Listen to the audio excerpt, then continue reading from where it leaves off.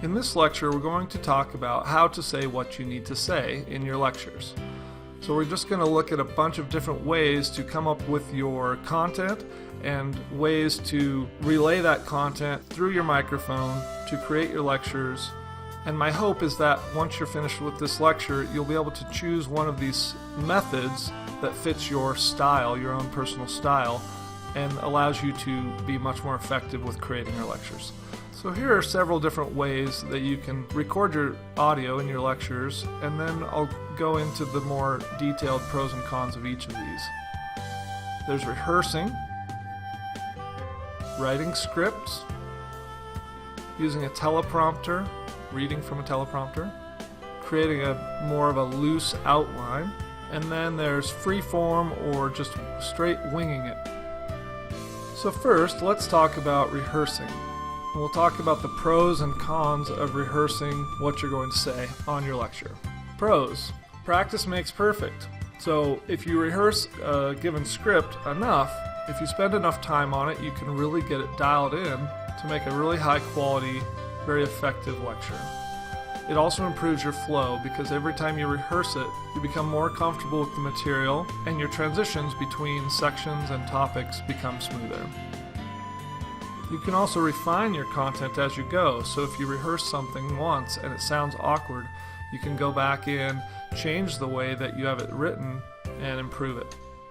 Rehearsing also builds confidence. As you rehearse it, you practice what you're speaking, and as you become more familiar with the material, you feel more confident about what you're going to say. And finally, rehearsing requires less editing after the fact. The more you rehearse it, the more dialed in you get it initially, the better it sounds when you say it, and the less editing that you'll have to do later. Now for the cons of rehearsing. It does take more time to rehearse, and in some cases quite a bit more time depending on how adept you are at doing rehearsal. It can sound rehearsed depending on how you rehearse it. If you rehearse enough, then you can get it to sound natural just by practicing it and becoming so familiar with the material that it starts to feel natural to you. But there's a certain level of rehearsing that gets you just to the point where you kind of know the material but not well enough to have it perfectly natural and flowing, and at that point it can sound like you're basically just regurgitating something from memory. And finally, rehearsing doesn't work for everyone, and I'll tell you right now that I don't rehearse what I say, partly because I have memory challenges. Memorizing things is really not my strength. I also come up with a lot of ideas as I'm talking, which leads to more ideas, and it creates a more natural flow for me if I do it that way. But for the average person, especially if you're good at remembering things, rehearsing can be very effective. And I would say most of the successful teachers on Udemy do a fair amount of rehearsing for their lectures. Now let's talk about scripts and the pros and cons of writing out a script beforehand. Obviously, if you're rehearsing your lecture, then you're going to be rehearsing it from a script. So the pros of doing a script are that you can be very precise in what you want to communicate because you're writing everything down. And so if you read back through your script and you find that you're missing something, you can obviously edit it, add that in, and you'll make sure that you cover everything that you want to cover. And of course, because you're being so precise, it's easier to ensure that you leave nothing out. Scripting can be very helpful if you have trouble memorizing. Again, if you have very precise things that you're trying to share and you're trying to remember it all, when you start to speak into the microphone and you're trying to speak naturally and comfortably, it's hard to do that while also trying to remember, 17 different bullet points that you want to include in your lecture. So if you have a script that has all of those specifically written out, you can completely work around having to try and memorize them. And finally, scripts require much less editing because again, you're putting everything in the script, and as long as you follow your script, the final version of your audio will be pretty precise and you won't have to edit as much after the fact. Okay, let's look at the cons of script writing. Again, like rehearsing, it takes time to write out a script, and we'll look at a little bit more about the idea of writing an outline, which is a much simpler version of a script. But with scripts, you get pretty specific about the language, and it's essentially like writing an essay or a book about your chosen topic. And as a side note, if you do write a full script of your course, you can actually convert that later into a Kindle ebook and sell it, Or you could create a PDF file for your course and then offer your students, a print version of your entire course, which is a nice bonus. But back to the cons with script writing, one of the drawbacks is that it can sound very canned or robotic. So if you're reading straight off of a script and you haven't rehearsed it much, but you're just reading what you've only written or edited once, it's going to sound really stiff. So if you do read from a script, it's probably a good idea to do rehearsals on it as well. And then finally, it can be tough if you have to memorize it. So if you're planning on memorizing your entire script, that's going to take a lot of time and work. So just kind of another drawback to it. But scripts can be a very great idea, especially if that's your style. Again, with all of these ideas, you want to just find the one that fits your style the best and then go with it. Okay, let's talk about teleprompters. Teleprompters are where you have your pre-written script and then you use something like similar to this PowerPoint presentation to have all of your script pop up on a screen in front of you. And there are apps you can get for iPads and iPhones that will function as teleprompters that will pop up all of your script as you go. So that can be very effective if that suits your style. But let's look at some of the pros and cons of using teleprompters. The pros are that teleprompters, like using a script, are very precise because you're going to have everything that you need right there in front of you, so you're essentially going to be reading from the teleprompter, so you won't leave anything out. They're also great if you have trouble memorizing. So again, if you're trying to memorize a script and you have trouble memorizing, you're going to be in a huge uphill battle. But if you use a teleprompter, then all of the information will be right there in front of you. And finally, again, using a teleprompter, you're going to be more precise.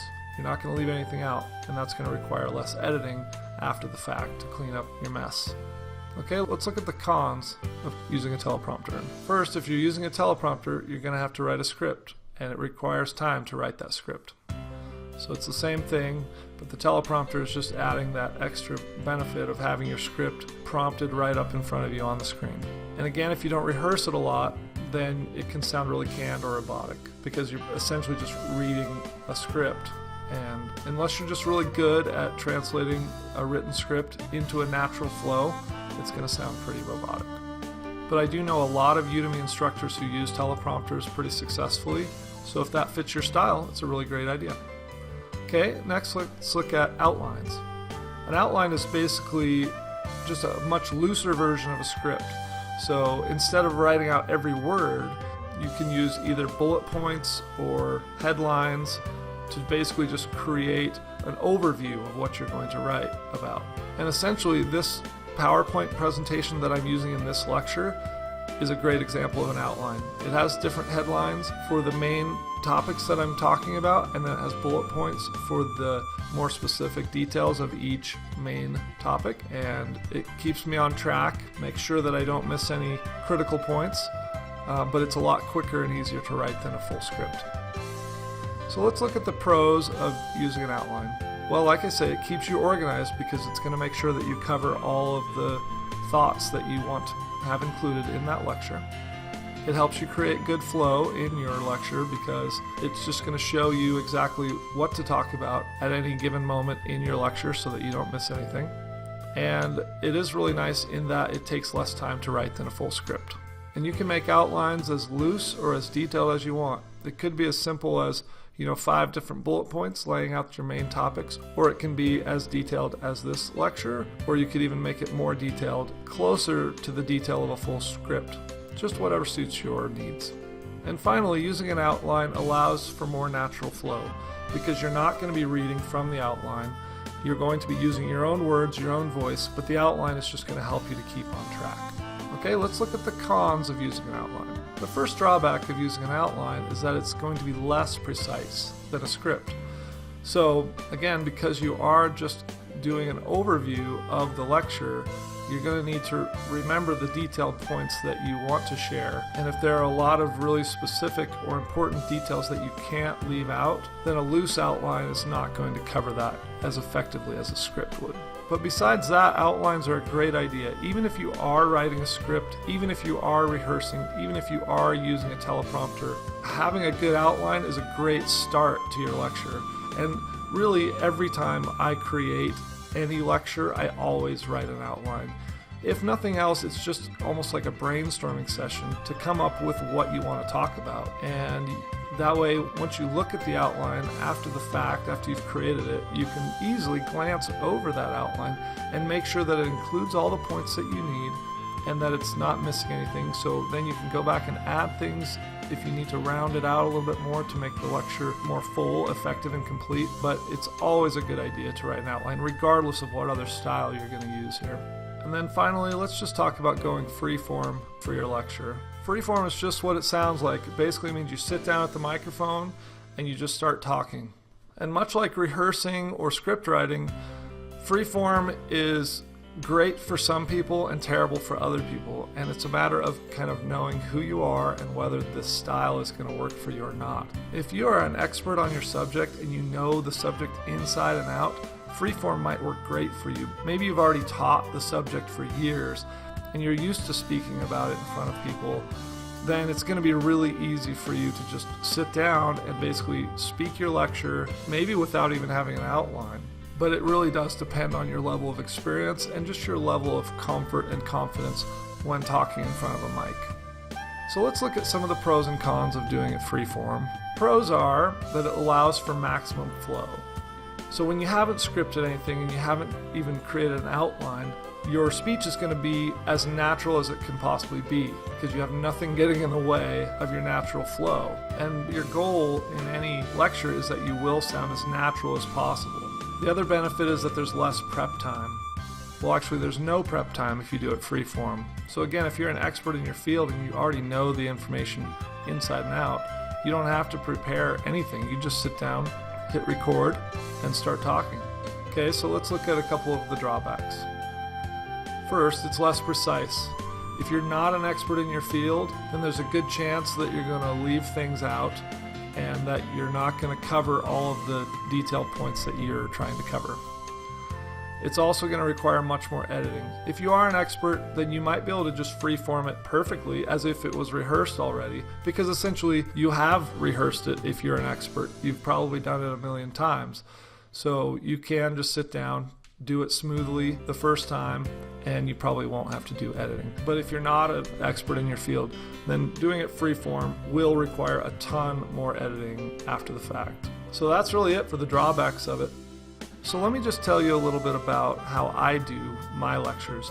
I actually do create an outline because I feel like that's very important for not missing specifics and missing large chunks of important information in your lectures. But aside from the outline, I do everything pretty much freeform. Part of it is because I know my subject really well. I've spent a lot of time thinking about it and writing about it in the past.